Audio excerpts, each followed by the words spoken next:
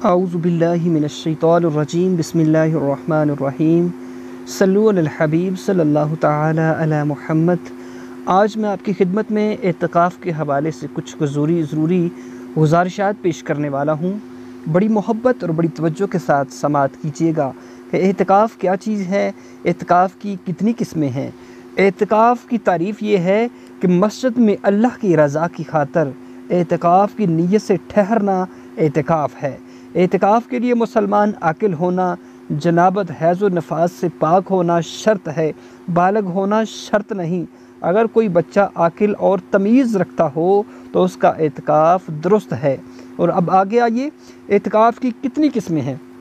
اعتکاف کی 3 قسمیں ہیں: واجب، سنت اور نفل۔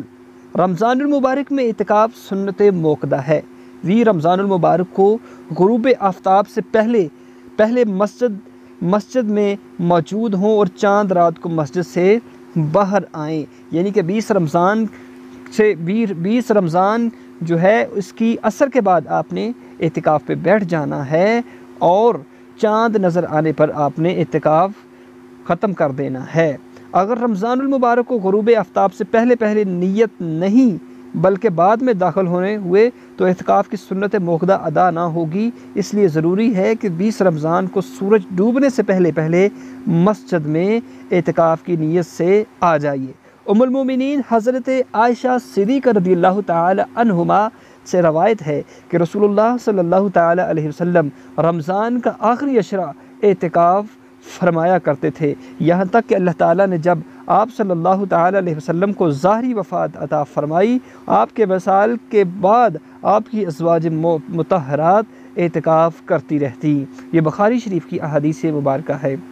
ایک دن کے اعتکاف کی نیت، اگر آپ نے ایک دن کا اعتکاف کرنا ہے تو آقا کریم علیہ السلام کا فرمان مبارک ہے، جو شخص اللہ کی رضا کی خاطر اللہ کی خوشنودی کے لیے ایک دن کا اعتکاف کرے گا، اللہ تعالیٰ اس کے اور جہنم کے درمیان 3 خندقیں حائل کرے گا۔ ہر خندق کی مسافت مشرق اور مغرب کے فاصلے سے بھی زیادہ ہوگی۔ اعتکاف کرنے والے کے پچھلے اگلے سب گناہ بخش دیے جائیں گے۔ حضرت عائشہ صدیقہ رضی اللہ تعالی عنہما سے روایت ہے کہ نبی کریم صلی اللہ تعالی علیہ وسلم کا فرمان مبارک ہے، جس شخص نے ایمان کے ساتھ اور ثواب حاصل کرنے کی نیت کے ساتھ اعتکاف کیا، اس کے پچھلے گناہ بخش دیے جائیں گے۔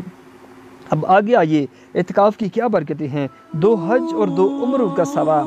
فرمان مصطفیٰ صلی اللہ تعالی علیہ وسلم ہے کہ جس نے رمضان المبارک کے 10 دن کا اعتکاف کر لیا، وہ ایسا ہے جیسے 2 حج اور 2 عمرے اس نے ادا کر لیے۔ سبحان اللہ! اعتکاف کا بہت ہی زیادہ اجر و ثواب ہے۔ سیدنا حسن بصری رضی اللہ تعالی عنہ سے منقول ہے کہ معتکف کو ہر روز حج کا ثواب ملتا ہے۔ اعتکاف کرنے والے کو ہر روز حج کا ثواب ملتا ہے۔ اب آگے آئیے، اعتکاف کا مقصد کیا ہے؟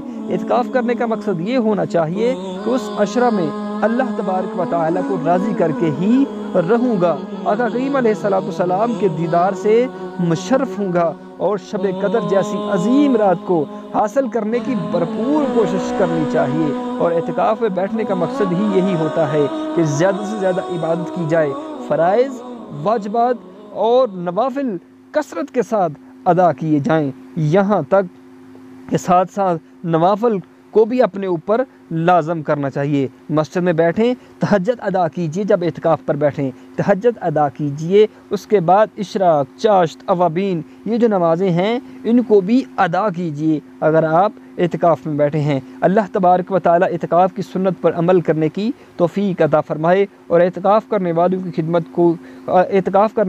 خدمت کی توفیق عطا فرمائے، یعنی کہ جو دوست اعتکاف میں بیٹھے ہیں ان کی خدمت کرنے کی توفیق عطا فرمائے۔ ناظرین، اگر آج کی یہ ضروری گزارشات اچھی لگی ہیں تو تمام دوست احباب تک اس کو ضرور شیئر کیجیے گا۔ اجازت دیجیے، اللہ حافظ۔